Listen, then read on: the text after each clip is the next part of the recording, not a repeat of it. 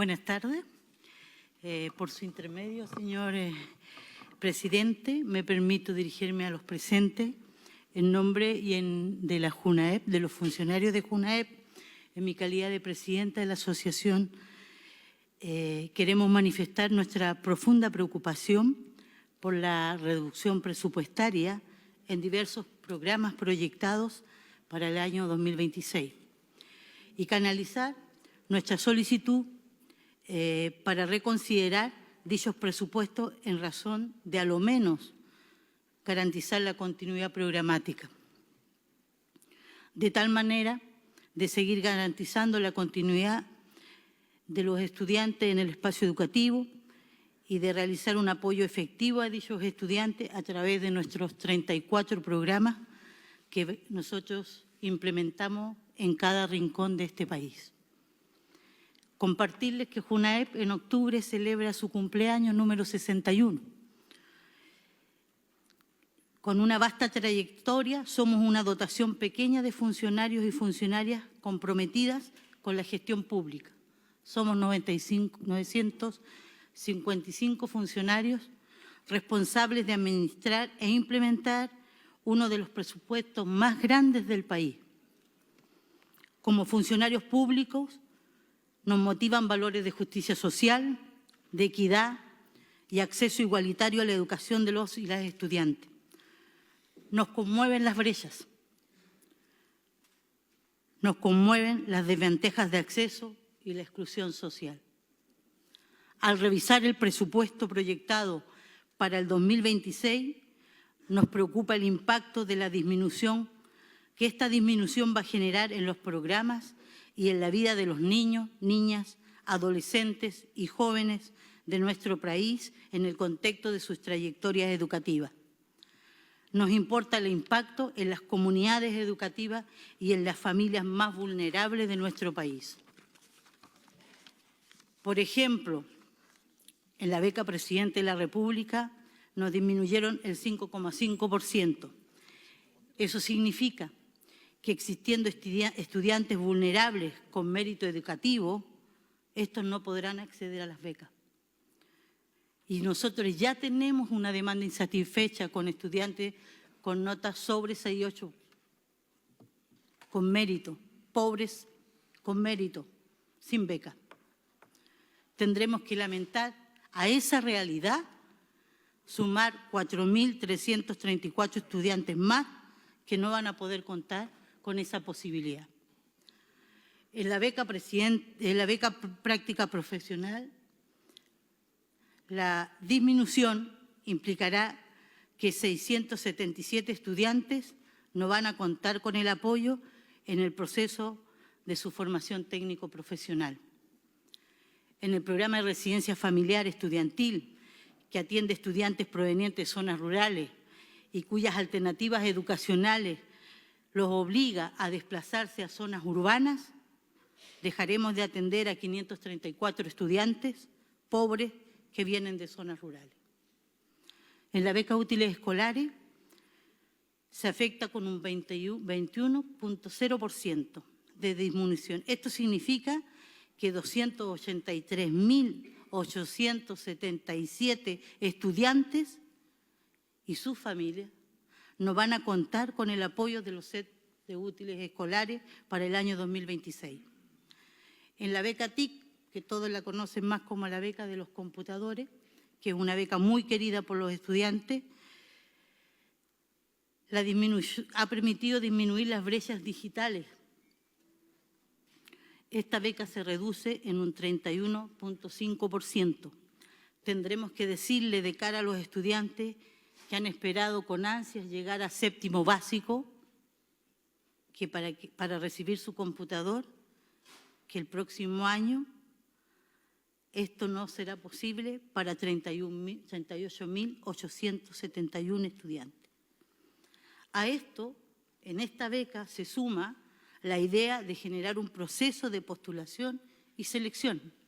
Eso significaría para nosotros generar un proceso administrativo, generar una artillería de focalización distinta a la de hoy Y nosotros nos preguntamos además con qué recurso humano, si nos están reduciendo además la precaria dotación con la que contamos en la institución. Nos disminuyen también en recursos humanos.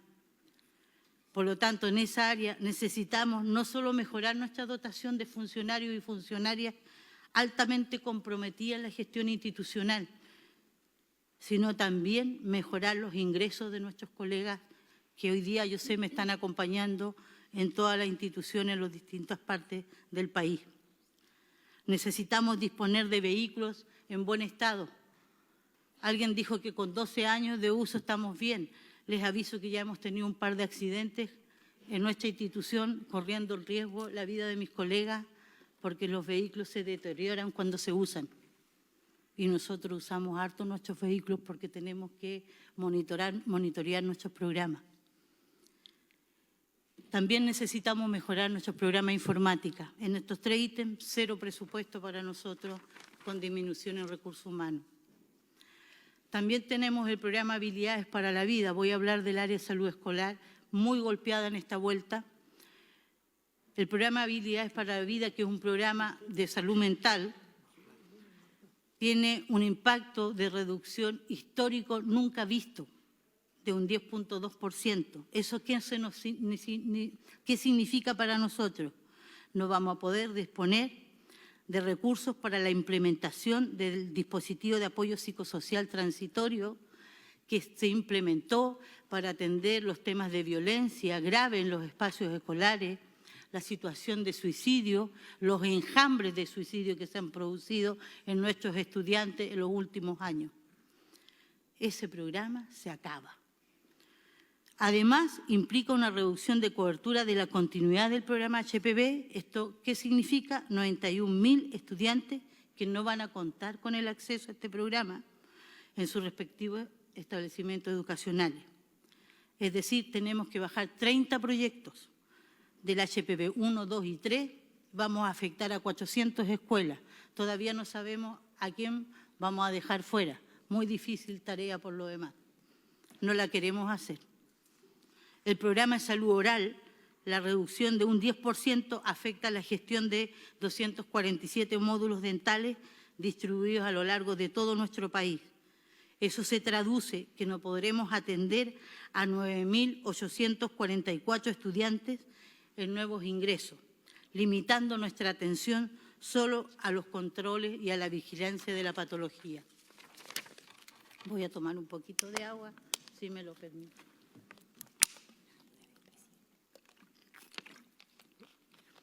En el área de los programas de asistencia médica parvularia, sí, básica, media y más conocida. Enseguida termino, presidente.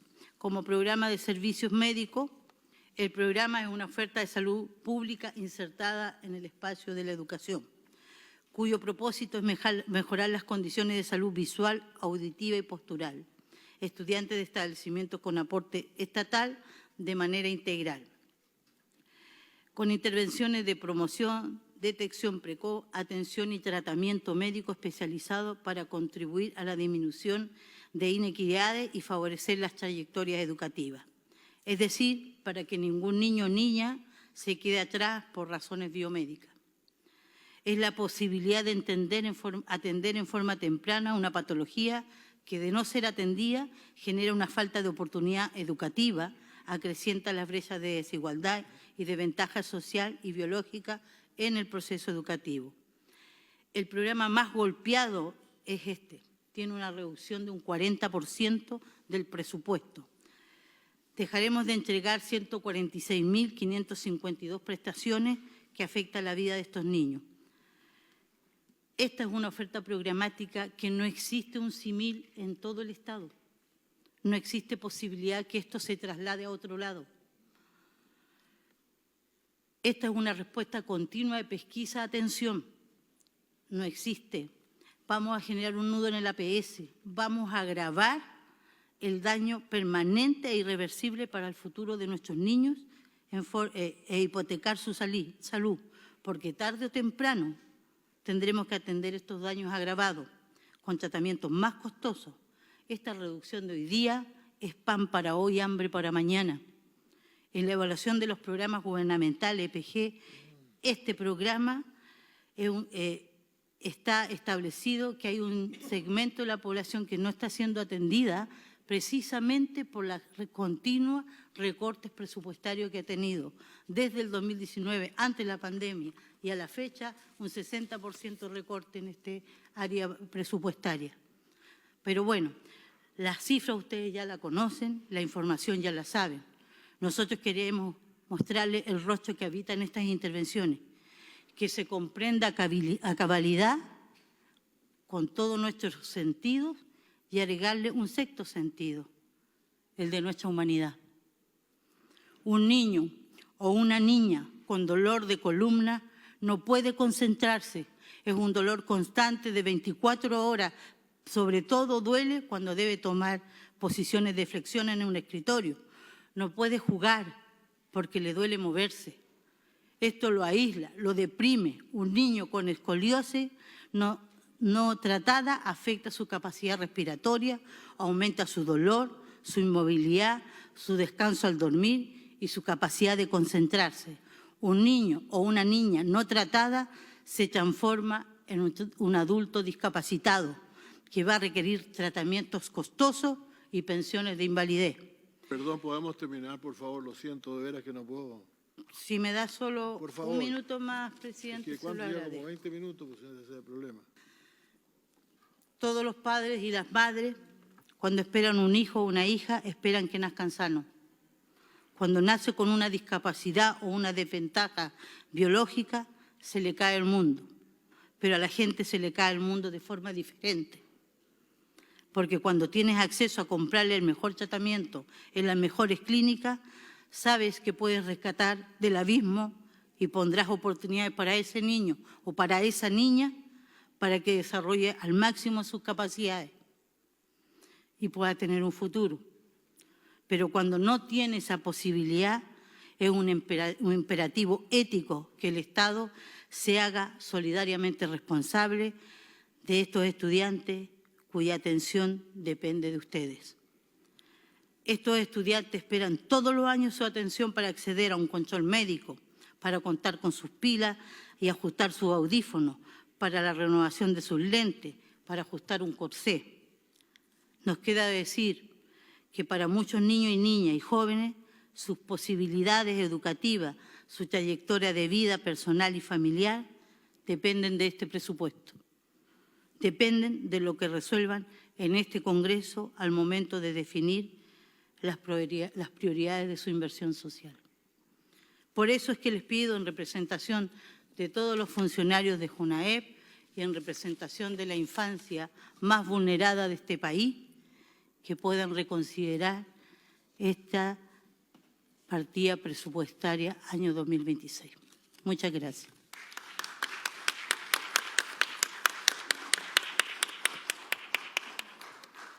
Muchas gracias. Tiene la palabra la vicepresidenta de la Agrupación Nacional de Empleados Fiscales, ANEF, señora Catherine Valle.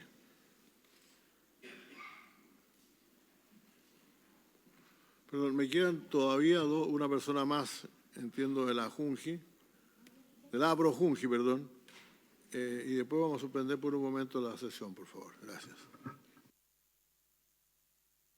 ¿Aló? ¿Se escucha bien? Sí. Presidente, ¿cómo está? Soy la misma persona, vicepresidenta Catherine Valle González, vicepresidenta de organizaciones de la ANEF y presidenta nacional de APROJUNGI. Primero que todo, a través suyo, saludar a todos los parlamentarios y parlamentarias presentes, saludar al ministro de Educación, Nicolás Cataldo, a la subsecretaria de Educación Parvularia, Claudia Lagos, y por supuesto a nuestra vicepresidenta ejecutiva, Daniela Triviño.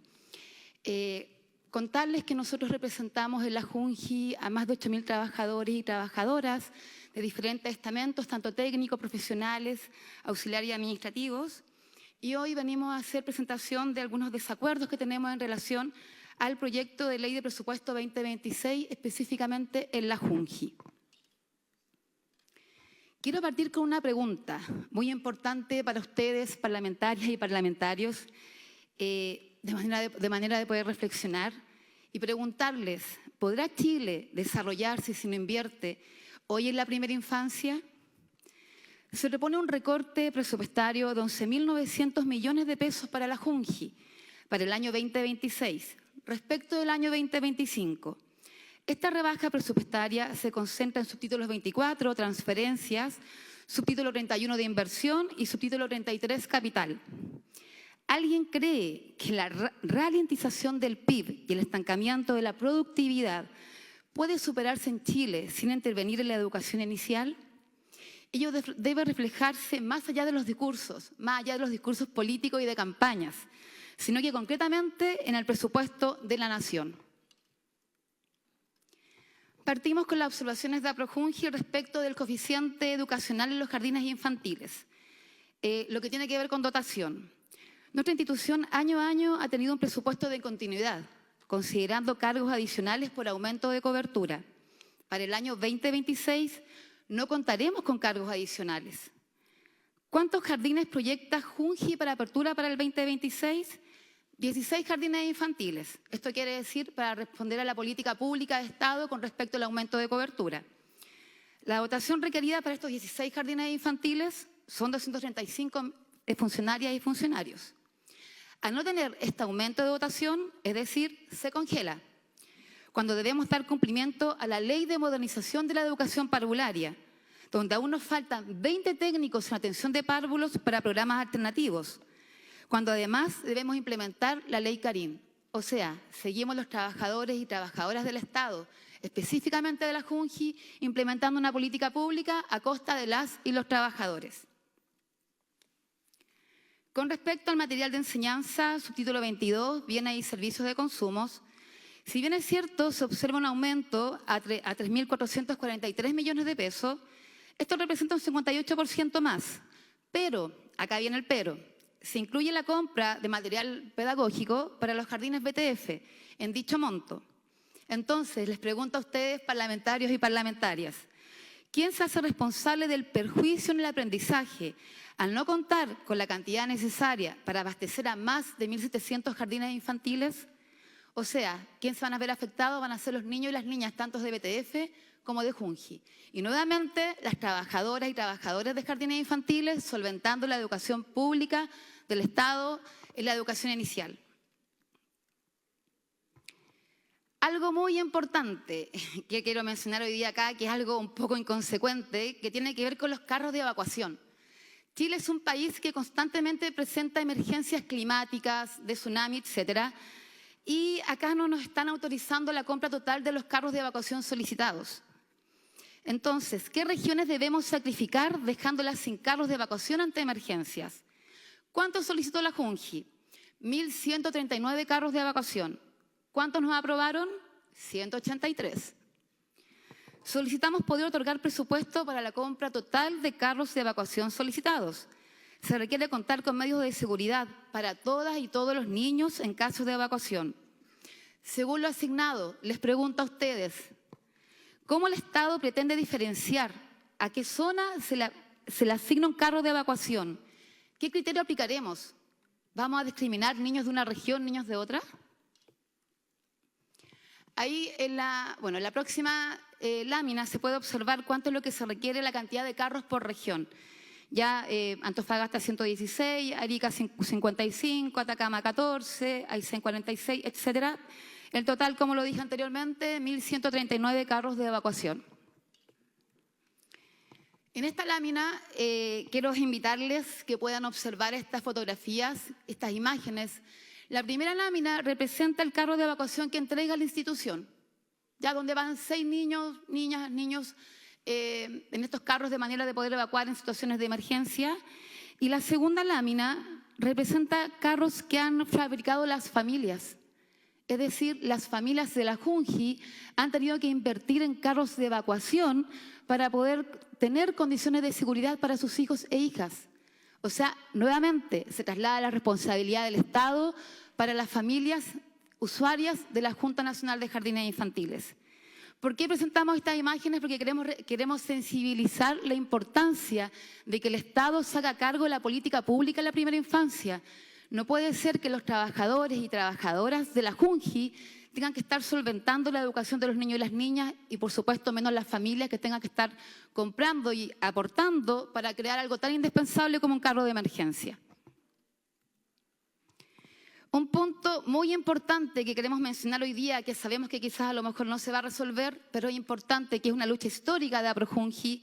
Desde que se conformó nuestra organización ha levantado la bandera por terminar con una deuda histórica que tenemos con el Estado, que tiene relación con que somos los únicos discriminados y discriminadas en el pago de la asignación de modernización. Mientras en toda la administración del Estado, del sector centralizado, se les paga un 30,6% por concepto de asignación de modernización, a la JUNJI se le paga solo el 22%. No hay nada que justifique esta discriminación. ¿Qué demandamos? Demandamos avanzar en reducir la brecha de la asignación de modernización, avanzar en un cierre parcial durante este periodo, que lleve los actuales 22 puntos porcentuales a un 25%. Corregir esta injusticia hoy es una cifra menor, equivalente a 8.400 millones anuales. Esperamos que el Estado se haga cargo de esta deuda histórica y se haga justicia con los sueldos de los trabajadores de la JUNJI, que con mucho esfuerzo, sacrificio y vocación implementamos la política de Estado con miles de niños a lo largo de todo el país en los jardines infantiles. Y por último, cuando escuchaba a mis compañeras de BTF Integra, no puedo dejar de mencionar una deuda histórica también que tenemos con los trabajadores y trabajadoras de educación inicial, una lucha que hemos dado en conjunto que tiene que ver con el receso de verano. Con la Ley de Modernización de la Educación Parvularia, que sin duda agradecemos, por supuesto, al Ministerio de Educación, a la subsecretaria, por luchar por implementar esta ley para el sector de la educación parvularia, creemos que es importante y vemos una oportunidad para poder regular el calendario parvulario para los trabajadores y trabajadores con respecto al receso de verano. Y por eso esperamos poder avanzar en poder contar con más días de receso para los trabajadores de educación inicial, de manera de poder acercarnos al receso que tienen los colegios o las escuelas del Ministerio de Educación.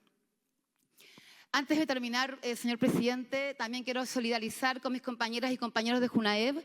Sin duda acá la presidenta nacional, Judith, ha mencionado un déficit gigante para la Junta Nacional de Escolares y Becas de su servicio.